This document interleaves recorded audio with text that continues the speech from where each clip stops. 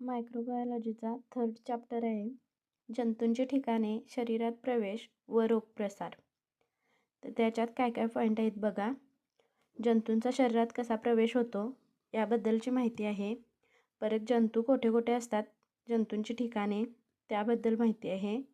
Carriers, cross infection, संज्ञा, जंतूंचा प्रतिबंधक उपाय म्हणजे त्या जंतूंवर काय प्रतिबंधात्मक उपाय आहेत त्याची सविस्तर माहिती दिलेली आहे.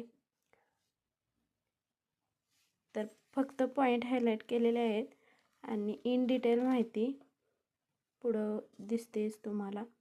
तर स्क्रीनशॉट घ्या. फोटो व्यवस्थित आलेत का नाही ते पण बघा, तुम्हाला दिसतात का म्हणजे लिहिलेलं ओळखते का ते बघा.